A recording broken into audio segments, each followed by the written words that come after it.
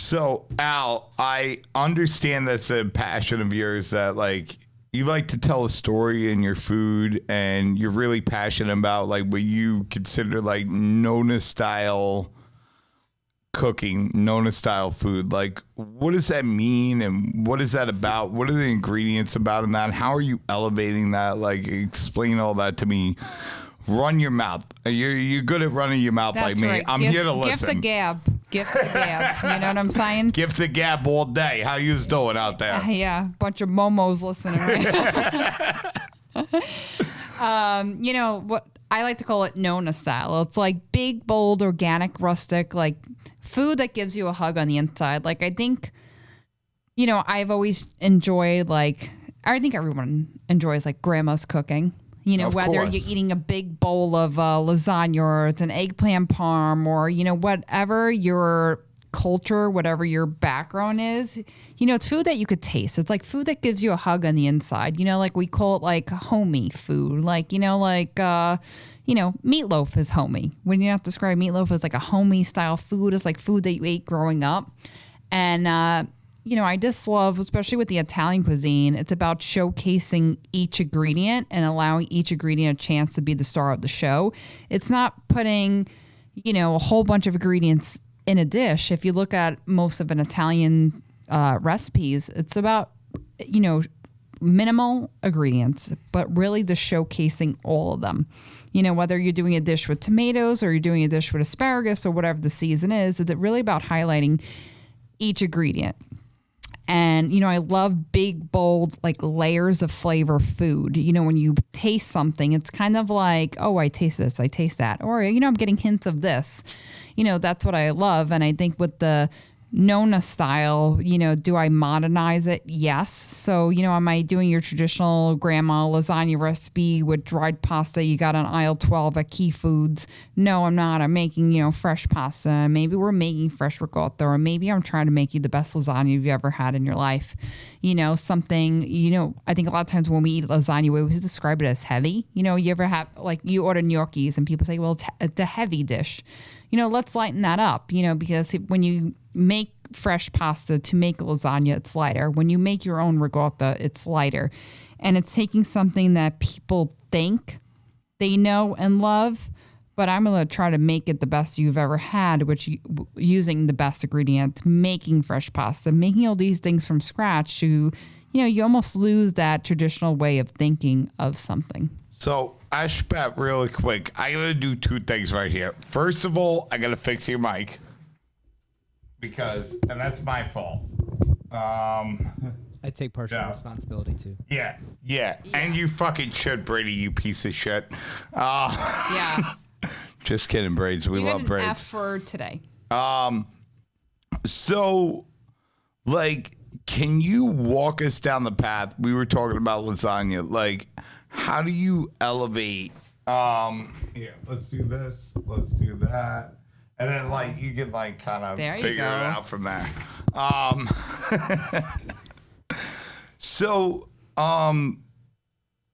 There's going to be a lot of guys. I'm in the pizza world. There's a lot of guys in the pizza world that don't understand, like, the fine dining world.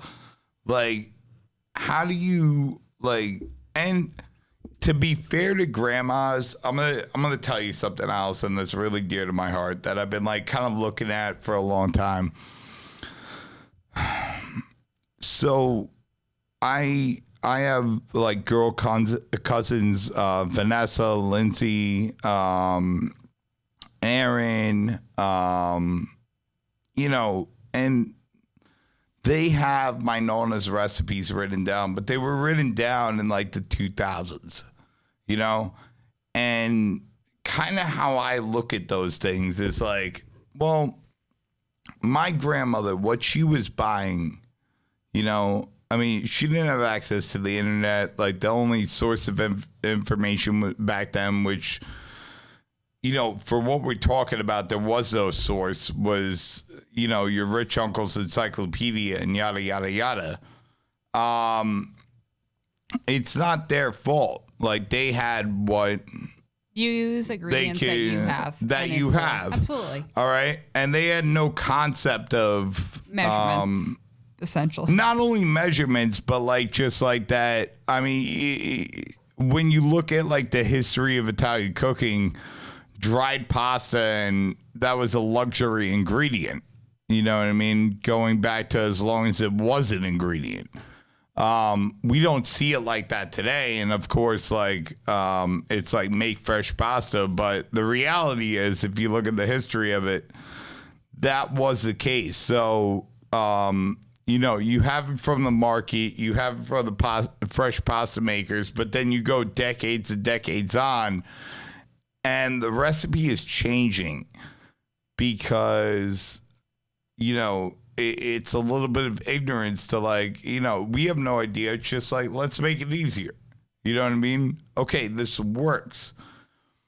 I don't want to get into all that. I just want to lay that out there because I think it's important to, you know, let people know that like, yo, your nonna wasn't wrong for using Barilla pasta after it got switched to, you know, like Teflon dyes in Chicago or whatever it was, and not the greatest, you know, quality ingredient. Like, Yeah, and I also think it depends on what you could find locally at your grocery store is a big thing. Because I grew up, we had C-Towns and Key Foods, you know? I mean, there was no Stop and Shops or, you know, Whole Foods in Brooklyn, sure. you know? So you... Well, you know, I still see grandmas today in Williamsburg, and they, you know, you have Napoli Bakery, you Yeah, for have sure. Zolo's Fish Market, but a lot of grandmothers, my grandmother, you know, growing up was in New Jersey, and, you know, she went to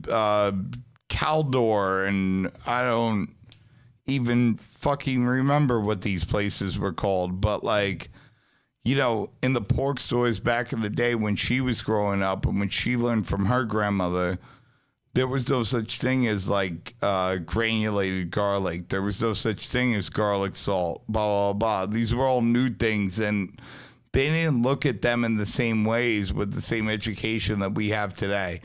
But like, tell me, and with that being said, how would you, I mean, you're a daughter of this. How would you elevate this? Because I want, you know, my aunts, I want, you know, everybody that's from Italian community to know from a woman that respects tradition, that respects culture.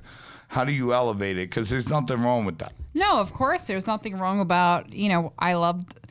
My grandma, like I said, was Jewish. She was Russian Jewish. She lived in an apartment over on Devou Street. Her neighbor was Italian and taught her how to make lasagna. So my grandma would make lasagna for Christmas. I know that sounds like a crazy story, but it's true.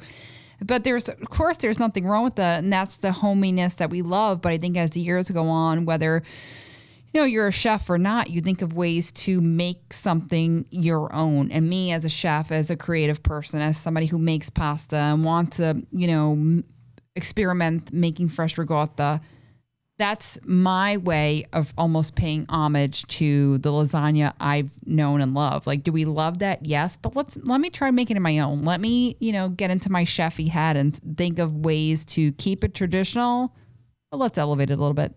You know, so I think it's not being able to fail, to experiment of, you know, it's just sometimes I think to myself, what something actually is. Okay, it's pasta later with ricotta and there's a bolognese and this, that, the other thing. And it's a dish that originates from the region of Lombardy. And it's just like, in my chefy head, I'm just kind of breaking down what all these ingredients are and how can I make them better? And, you know, what would be a different type of cheese and this, that, the other thing. You know, I love Nonna style. I love grandma's cooking, but also it's like, let me just recreate this a little bit. Sure, using what you know. And I think I've seen in the past, like, I've seen guys years and years and years ago. I don't remember who it was. I don't remember the names, but they were winning like awards for adding curry spice and doing lamb to like meatballs. And I like worked at a spot that like they were trying to emulate that and blah, blah, blah. And I was like, I don't think you understand what's going on over here. I think that guy used the ingredients he used and the way that he used it because, you know, that was his take on it. But that doesn't mean that you got to like copy that. That doesn't mean that we can't use pork and veal and beef or just pork and use our knowledge of manipulating like meats and manipulating ingredients to create like a super flavorful thing in a way that like, you know, our grandmothers weren't classically trained French cooks. You know what I mean? They were simple things. And we just know more now, and there's nothing wrong with that on how to manipulate ingredients. Like, we learn techniques that we can apply to our traditional culture. Absolutely. And yeah, I think you're absolutely right. But I think it's, you know, how many times do we see things getting recreated? I mean, that's, especially in our world, dishes are constantly being recreated. Like we spoke about this, it's like cacio e pepe. Ah. Yeah. You know, it's one of the most, it's a traditional, old school, easy dish. It really is easy. Anybody can make it. Super easy. I bet you at any given time, we all have all those ingredients in our house at any given time. But, you know, you go to these restaurants, like in the last couple of years, I would say, what do we say? Oh, a little over 5 years or so. Yeah, and every restaurant's doing cacio e pepe. And it's not even just the traditional pasta form, but you had people like Chef Missy Robbins over here in Williamsburg at Lilia doing cacio e pepe fritelles, which are like almost like a zeppoli, if you will. It's like, that's kind of like the mind of a chef, if you will. Okay, cacio e pepe, that's really cool. It's black pepper and, you know, grated cheese, whether you're, you know, Parmesan, Pecorino, or whatever. How can I make that my own? Oh, I'm also make it into a zeppoli. I think that's the mind of a chef that would think that way. Let's take something that is so familiar, it's so hot right now, but I'm also make this into my own. You know, I think that's like the mind of a chef and how a chef's minds work. Like taking something so traditional, something so familiar, and then kind of running with it. Was she like? I wonder. Was she? I'm not familiar with that at all, and that's my own ignorance. But you could see I her know at Lilia and Missy in Williamsburg. Renato Ruggiero. Yeah. You know Renato Ruggiero? Yeah. Okay. That's all I know about him. No, keep going. Well, Renato Ruggiero, he's a young kid in Naples, and he does like a cacio e pepe. He does a pistachio pesto. He does like a peas and, you know, kind of like bolognese, like almost like what you would put in arancini, but everything's with bucatini. And then he makes it real thick. That gets put into a pizza tray, cooled, and then it gets put into like these 3-inch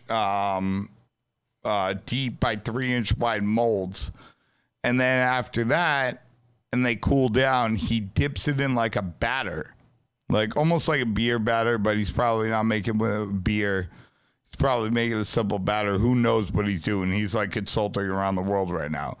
And then it's like this simple thing. Like Italy's got like this bad problem with being like, okay, if somebody in Italy didn't invent it, then it's not authentic Italian.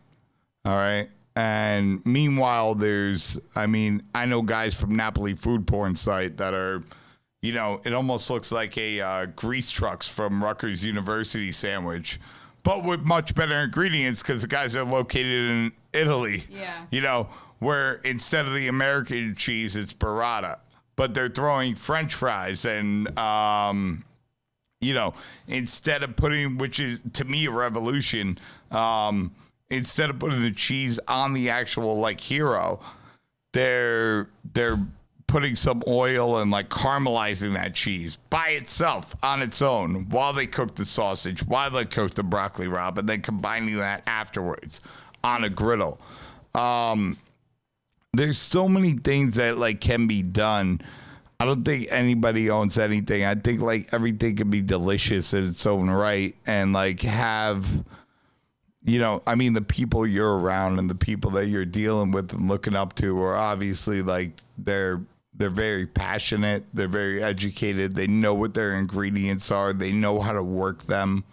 When it comes to that, I think that's the most important thing. And I think, you know, if we were to come out with, like, you know, in the 1970s, the things that we're seeing today, like, be like the and aliens. present those things. Yeah. Like, it would be like, okay, you're not traditional, but this is fucking incredible. Then it becomes traditional. Yeah, absolutely. But I think that's how the culinary field works. It's always evolving. You know what I'm saying? Like, have you looked at a cookbook from like the 80s? I have. You remember I the have. photos? There. Let me show you something because I have it right here. Okay, because like even the photos you look I at, found this on the. Oh my god! All like the photos, it's Brady, just, get in on this. So I found this on the street. you did. I found this on the street. So these are mint condition Bon Appetit recipes. This is from April 1990. There's This ones is from pretty 1988. amazing. I would have taken this. This is from March 1990. This was I was a month old. Yeah. And what does that say? The best of Italy? Yeah, and then just even like the photos you see, whether it's a magazine or like, recipes, like the way the photos were taken in these are no way that we would take them now. Like, can we just like tomato and bell pepper sauce goes with fish? Look at the fish. There's no possible way that today a food stylist would let a chef take this photo. 100%. But I think you could see the ever evolving, And this is Bon Appetit magazine. Bon Appetit magazine. Like the top of the top. I think like you could see how food evolves, and it's just by flipping through, magazines. Like, anybody like a food stylist right now, this photo's not even in focus, but a food stylist, Risotto. a This risotto. brand new thing. Food stylist be like, we need some color, do a bird's eye view taking this photo. So I think you could see the ever evolving, there's a very happy chef. What is that ravioli right there? What the fuck is that? That looks disgusting. It looks like it took them 3 hours to take this photo because that's how long this ravioli stood in the window for, Wait, can I see what's under that? What is that stamp? Is that, please, you know what that looks like? Oh, used by June 9th? Okay. Yeah. No, that almost looks like But one I of think the you could, Cosetta stamps that I have. I think you could see the ever evolving, food, especially the culinary scene, through magazines and photos and recipes, even from the 80s to the 90s to the 2000s, how photos of food were, perceived. Today we would never put this on a cover of a magazine. Right. We would have something that makes your mouth water, something that you can almost taste through a photo. Maybe it was fresh pasta. Maybe it was like a cheese pull, because that's what we know today is a cheese pull is cool. So I think you could see the ever evolving food career, the food, culture through photos, especially like this is Exhibit A right here. This is the perfect example. I look at old school cookbooks like Julia Child or even Wolfgang Puck, and you see, how these photos were taken. Like Julia Child literally has a piece of like, it'd be like salmon, and there's a baked potatoes right next to it. And back in the day, Julia Child is so well respected. She, paved the way, in this career. And you see the photos in these books. And at that time, that was the creme of the crop right there. Yeah. Now you put it side by side with another cookbook and you think, It doesn't even really stand but that up was anymore. just a sign of But- the times, really. No, it is a sign of the times.